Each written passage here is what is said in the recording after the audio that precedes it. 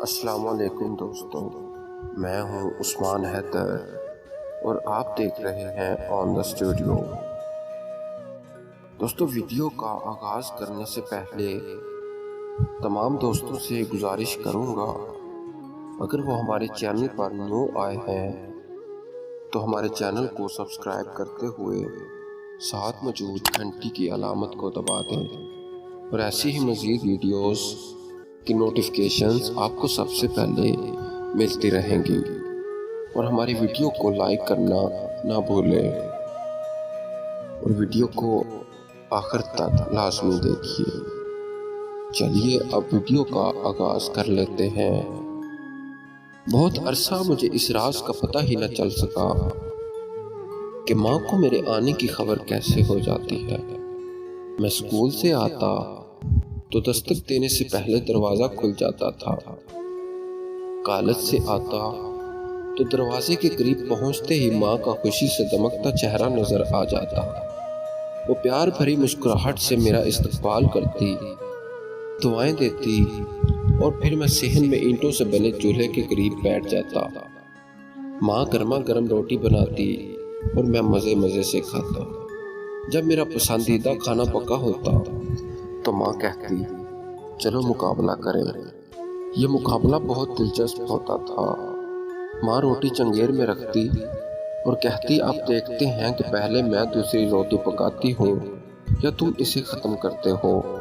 ماں کچھ اس طرح روٹی پکاتی، ادھر آخری نوالا میرے منہ میں جاتا اور ادھر تازہ گرما گرم روٹی توے سے اتر کر میری پلیٹ میں آ جاتی۔ دوستو، یوں میں 3-4 روٹیاں کھا جاتا، لیکن مجھے کبھی سمجھ نہ آئی کہ اس میں فتح کس کی ہوئی۔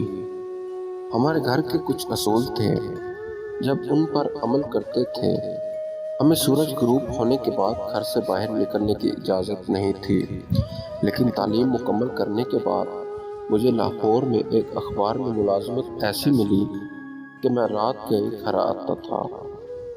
ماں کا مغرب وہی معمول رہا۔ میں فجر کے وقت اگر گھر آیا تو دروازہ خود کھولنے کی ضرورت نہیں پڑی۔ لیٹ ہو جانے پر کوشش ہوتی کہ میں خاموشی سے دروازہ کھول لوں تاکہ ماں کی نیند خراب نہ ہو، لیکن میں ادھر چابی جیب سے نکالتا اور ادھر دروازہ کھل جاتا۔ دوستو، میں ماں سے پوچھتا تھا، آپ کو کیسے پتہ چل جاتا ہے کہ میں آ گیا ہوں؟ اور وہ ہنس کے کہتی، مجھے تیری خوشبو آ جاتی ہے۔ پھر ایک دن ماں دنیا سے چلی گئی۔ ماں کی وفات کے بعد ایک دفعہ میں گھر لیٹ پہنچا، بہت دیر تک دروازے کے پاس کھڑا رہا، پھر آہستہ سے دروازہ کھٹکھٹایا، کچھ دیر انتظار کیا اور جواب نہ ملنے پر دوبارہ دستک دی۔ پھر میں گلی کے دروازے کے قریب اینٹوں سے بنی دہلیز پر بیٹھ گیا، سوچوں میں گم، نہ جانے میں کب تک دروازے کے ساتھ ٹیک لگائے بیٹھا رہا اور پتہ نہیں میری آنکھ کب لگی۔ بس اتنا یاد ہے، مسجد سے اذان سنائی تھی، کچھ دیر بعد سامنے والے گھر سے امی کی سہیلی نے دروازہ کھولا۔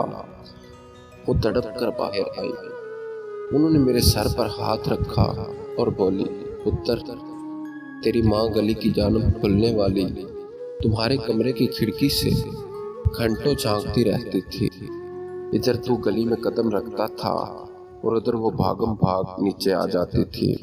وہ بولی، پتر، تیرے لیٹ آنے رات کے کچن میں برتنوں کی آوازوں اور شور کی وجہ سے تیری بھابھی بڑی بڑبڑ کیا کرتی تھی کیونکہ ان کی نیند خراب ہوتی تھی۔ پھر انہوں نے آبدیدہ نظروں سے کھڑکی کی طرف دیکھا اور بولے، پتر، ہون نہ کھڑکی کدے نہیں کھلنی۔ کچھ عرصہ بعد میں لاہور سے اسلام آباد آ گیا، جہاں میں 11 سال سے مقیم تھا۔ سال میں 1-2 دفعہ لاہور جاتا ہوں۔ میرے کمرے کی وہ کھڑکی اب بھی وہاں موجود ہے، لیکن ماں کا وہ مسکراہٹ بھرا چہرہ مجھے کبھی نظر نہیں آیا۔ دوستو، اللہ تعالیٰ سے دعا ہے، جن کی ماں نہیں ہے ان کو صبر عطا کرے، اور اللہ تعالیٰ جن کی مائیں ہیں ان کی ماؤں کو لمبی زندگی، صحت والی زندگی عطا کرے۔ آپ لوگوں سے ریکویسٹ ہے کہ ایسی مزید ویڈیوز دیکھنے کے لیے ہمارے چینل کو سبسکرائب کرتے ہوئے ساتھ موجود گھنٹی کی علامت کو بھی دبا دیں اور ایسی ہی مزید ویڈیوز کی نوٹیفیکیشنز سب سے پہلے حاصل کریں۔ اور ہماری ویڈیو اچھی لگی ہو تو ہماری ویڈیو کو لائک لازمی کر دیں۔ دوستو، میرا اور آپ کا اللہ تعالیٰ نگہبان۔